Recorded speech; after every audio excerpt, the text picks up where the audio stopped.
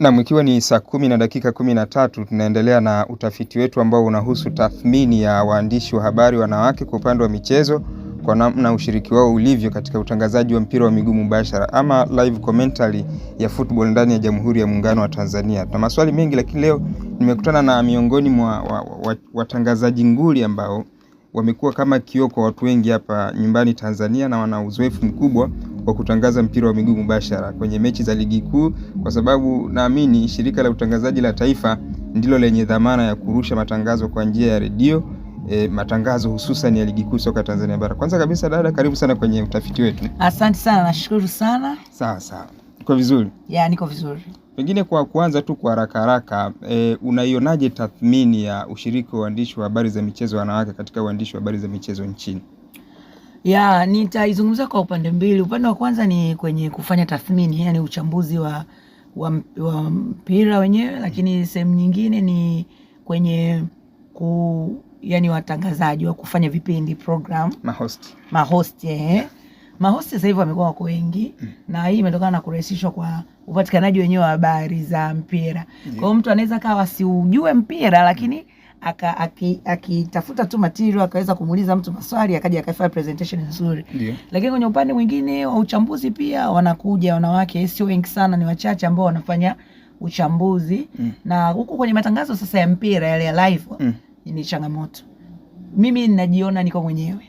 Mpaka sasa hivi najiona niko mwenyewe, na hata katika ukanda wetu wa Afrika Mashariki bado katika kusikiliza sijaona. Lakini kwa Afrika wapo kwa sababu kuna mmoja yuko Afrika Kusini ambaye naye hivi karibuni alikuwa anafanya matangazo ya michuano ya AFCON. Lakini pia kukana lawama nyingi, watu wamekuwa wakitoa lawama kwamba yani mpira ule japokuwa anatangaza kwa lugha ya Kizungu lakini haelezei movement zake. Anasema tu kipa ametoa, labda defender amecheza hivyo na vitu kama hivyo. Kwa hiyo bado naona ni changamoto. Sasa sijui ni passion, maana mpira ni passion. Mimi napenda mpira tangu niko mdogo, na upenda mpira. Na nilikuwa naenda uwanjani kwenda kutazama mpira. Nimekuwa nikuwa katika mazingira ya kupenda mpira kwa sababu ndoto yangu ilikuwa ni uandishi wa habari. Mpira ukanikuta tayari niko kwenye kazi ambayo naipenda. Sawa. Na unaonaje sasa utendaji kazi wa waandishi wa habari za michezo wanawake katika kuripoti na kuandika habari za michezo? Changamoto kubwa ni kwamba wengi wao hawajui mpira. Sasa mpira kama hujui na ufuatilie kidogo utapata changamoto. Na kuna mtu atafuta tu platform ya kujulikana, either yeye mwenyewe ama kupitia chombo chake ambacho anakifanya. Lakini bado changamoto ni kwamba mpira watu bado hawaufahamu. Sawa. Na vipi kuhusu tunasema kwenye michezo kiujumla, sasa ni matukio gani ambayo wanawake hupewa nafasi kubwa ya kuyaandika sana ama kuyaripoti sana? Sasa hivi mpira wa miguu ni mchezo ambao unapendwa sana duniani. Na hata kwa Tanzania hapa ndio mpira ambao yani mchezo ambao unaongoza, fursa hizi naona kidogo unafuatiwa na ngumi. Kwa hiyo nadhani watu wengi wanakimbilia kwenye kitu ambacho kinapendwa. Sawa. Na kutazamwa ama kusikilizwa. Sababu mtu anaona haitakuwa shida kwa kisa na kupata source na kupata mashabiki kuzungumza. Mpira wa miguu unafuatiliwa na unaandikwa sana. Sasa waandishi wa habari wanawake upokelewaje sasa na watangazaji wenzao, lakini pia SMS kutoka kwa wasikilizaji ama watazamaji zinakuwa kwa mrengo gani? Bado tuna mfumo dume. Sababu kuna mindset ambazo zimejengeka miongoni mwa wasikilizaji wetu, watazamaji. Wanaamini kwamba mwanamke hawezi kufanya kitu ambacho wanaume wengi wanakifanya. Sawa. Lakini kingine pia ni hawaangalii kitu ambacho kinazalishwa na huyo mtu. Wao kila mtu ana mapenzi yake. Labda pengine mtangazaji huyu ana vichombezo vya aina fulani ama akiwa kuna kitu fulani ambacho wanakifanya. Kwa hiyo mwingine anapenda kulingana tu na vile vichombezo vyake. Lakini mimi na imani kabisa wanawake wanafanya kazi nzuri. Na wakipewa platform wanaweza kufanya vitu vizuri na vikubwa zaidi. Turudi sasa kwenye utangazaji wa mpira wa miguu mubashara. Wewe hali unaionaje ilivyo kwa ujumla kwa experience yako? Kwenye maeneo gani? Utangazaji wenyewe sawa mpira wa miguu mubashara uwanjani ama kupitia kwenye TV. Mimi kwangu kwa sababu nimeuni mwaka wangu wa 5. Msimu ambao tunakaribia kuanza ni msimu wangu wa 5. Nimezoea na sioni changamoto. Siku za kwanza lazima upate shida kwa sababu kuweza kujua, kama nilivyokuambia kwamba mpira uelewe wachezaji, uelewe mifumo, ujue position. hautapata shida. Sasa Ujue kwenye uwanja kuna maeneo kaskazini, kusini, mashariki, magharibi. Yale maeneo yote uyajue. Mpira unapigwa kaskazini, mashariki, ama hii ni kona ambayo inapigwa upande gani ujue. Si changamoto ukitia jitihada za kujua. Unajua unatakiwa ujifunze kwa wale kutangulia. Sasa Alafu ujifunze pia kwa wenzetu wanafanyaje. Kwa hiyo kwa kutazama, mimi kitu ambacho napenda ni kutazama mpira. Sasa hivi ni teknolojia, napenda sana kutazama. Kwa hiyo napenda kutazama, napenda kusikiliza. Unasikiliza pia wenzako ambao wao labda wako mbele zaidi kiteknolojia, wamepiga hatua, ndio unajifunza vitu tofauti tofauti. Tuje sasa, hivi ni majukumu gani hasa ambayo wanawake huyatekeleza mara nyingi wakati wa matangazo ya moja kwa moja ya mpira wa miguu? Kwangu mimi nikiwa kama mtangazaji lazima niende fike pale nipate lineup, nichore, tunachora, tunakuwa na mchoro ambao utakuwezesha kuona uwanja. Sasa tunauona uwanja kwa kupitia kwenye karatasi ambao unapanga kulingana na formation ya mwalimu aliyoipanga ya timu. Ndio. Na mara nyingi formation ambazo zinatumika sana nyingi kwa Tanzania hapa ni 4, hapa anaweka labda anaweza kaeka 3, ama anaweza kaeka 5 akafa kamalizia 3 mbele. Ndio. Kwa hiyo unakuwa umechora karatasi yako, umewapanga kwa majina. Kwa hiyo ni usharp tu kutoka kwenye kiwanja na kuja kwenye karatasi na kujua. Sasa kwa sababu sasa hivi watangazaji, yani wachezaji wengi ni wale wanatoka timu moja kwenda timu nyingine. Sahihi. Obvious unajua kabisa huyu alikuwa anacheza na nafasi fulani. Kubadilika inakuwa ni mara chache sana. Kwa hiyo unajua kabisa kwamba huyu alikuwa anacheza center back wakati yuko timu fulani. Sasa hivi kaja huko. Obvious ni pale pale tu atapokuwa anacheza. Kwa hiyo sio shida sana, lakini kuna wakati ule ambao wanakuja timu zinasajili wachezaji wengi kutoka nje. Ndio inakuwa ni changamoto. Lakini kwa jinsi ambavyo unaona kwa msimu huu bado wachezaji wetu wengi ni wale wanafanya rotation. Anatoka timu enda timu nyingine. Sasa.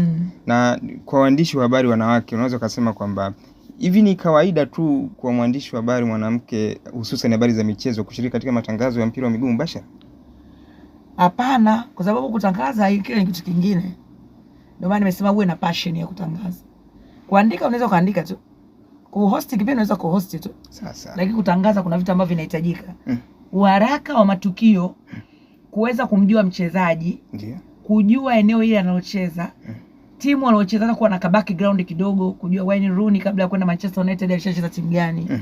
Ni mchezaji na vitu kama hivyo. Kwa hiyo ni kufuatilia. Kwa hiyo kabla ya kwenda kwenye mechi ile, hakikisha unaijua timu ambayo unaenda kuitangaza. Sasa. Kwa hiyo wachezaji unaenda kuwatangaza unawajua. Kwa hiyo unapata muda wa kupitia na mara nyingi tunakuwa na zile karatasi ambazo za lineup.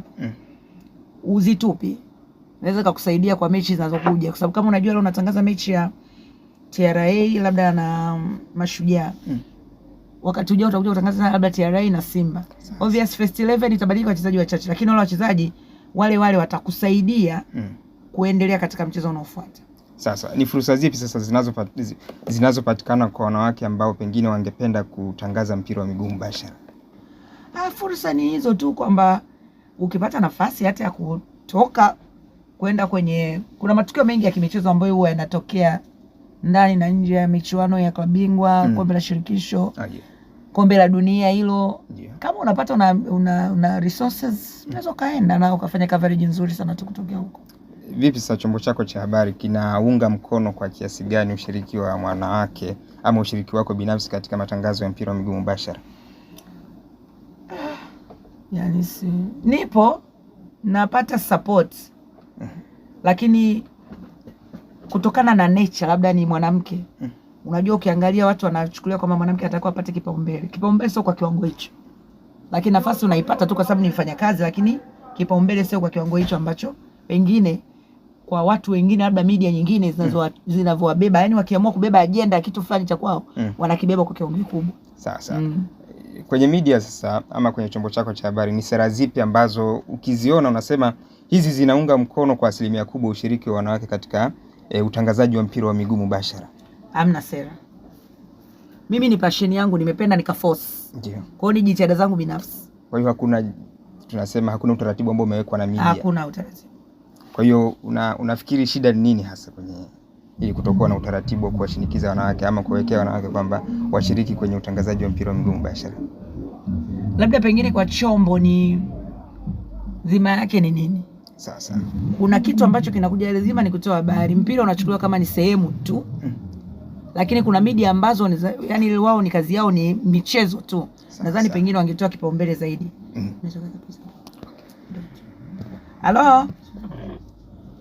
Halo? Na kwa kuendelea tu kwamba ni wazo kasema mahusiano mahali pa kazi yanaathirije ushiriki wa wanawake hususan katika habari za michezo? Mahusiano yaani mahusiano yoyote yanayopatikana baina ya wafanyakazi wanawake na wafanyakazi wenzao, mabosi na watu wengine wanaopatikana katika maeneo ya kazi yanaathirije ushiriki wa wanawake katika uandishi wa habari za michezo kiujumla? Kama nilivyosema mwanzo, ni kupambania tu kitu ambacho nakipenda.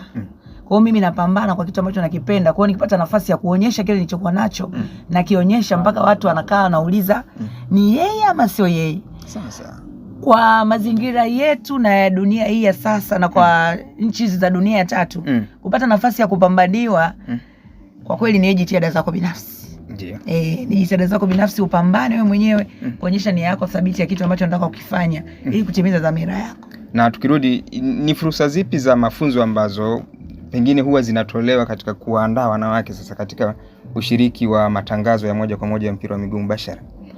Ya kwangu mimi nadhani fursa wao nazipata, siwezi kusema na kwa wanawake peke yake, tunakuwa wote kwa ujumla na wanaume tunapata mafunzo labda wakati tunaenda kwenye kujiandaa na msimu mpya wa ligi. Ndio. Tunaelekezwa, tunakumbushwa kwamba tunataka kuna kitu kimoja cha kufanya, kuna vitu fulani vya kufanya. Lakini siwezi kusema kwa wanawake kwa sababu mwanamke ni peke yangu naitangaza. Kwa hiyo tunapata kwa watu wote, yani ambao tunahusika kwenye hiyo swala hilo la utangazaji wa mpira. Ni maboresho gani ambayo unaona yanahitajika ili kwa ajili ya kuendelea ama kuongeza sasa ushiriki wa wanawake katika matangazo ya mpira wa miguu mbashara? Ni kwenye mitaala hii ya vyuo vikuu, hasa nimefundisha mambo ya uandishi wa habari na utangazaji. Kuongeza hii sehemu ya live commentary. Inside. Hasa kwenye radio broadcasting pale waongeze swala la live commentary. Waweke na vipengele kwa sababu ndani kutakuwa na hard news, kuna mambo ya social, soft nini. Wakiweka pia na sports pia. Nadhani pia inaweza ikaongeza motivation kwa sababu mtu akiwa anasoma darasani anatamani kwenda kupractice. Sahihi. Akienda kwenda kupractice atapenda. Kwa sababu ukiwa unasoma darasani lazima uende field. Sasa kama yeye anaenda tu field ya kuandika ama anaenda field tu ya radio, ina maana hata kama alikuwa anapenda sports atashindwa kupractice, atashindwa kupata hiyo nafasi, opportunity. Sawa. Na kwa experience yako ya miaka 5 unapimaje sasa mwelekeo ama ushiriki wa wanawake ulinganisha na wanaume, weledi wao katika kazi? Kwa utangazaji bado, kwa sababu bado sijaona mtu mwenye passion ya kupenda kutangaza mpira. Ndio. Lakini wa kuhost vipindi na kuandika kwenye magazeti, na siku hizi naona pia wanapungua. Labda kutokana kuwepo kwa digital platform hizi. Sahihi. Waandishi wengi wa kwenye magazeti wanapungua. Wanashiriki lakini kama nilivyosema mwanzo, wanatakiwa upende kwanza, uwe na passion. Ndio. Mchezo wote lazima upende. Mpira upende, utaujua vizuri na utafanyia kazi vizuri. Sasa. Na ndio maana wengi wanashindwa kuwa na passion ya mpira, ndio maana wanakuwa wachache. Waliokuwepo na utani hao hawaongezeki. Lakini kama wakiongezeka wanakuwa ni wachache tu wa kuhoji.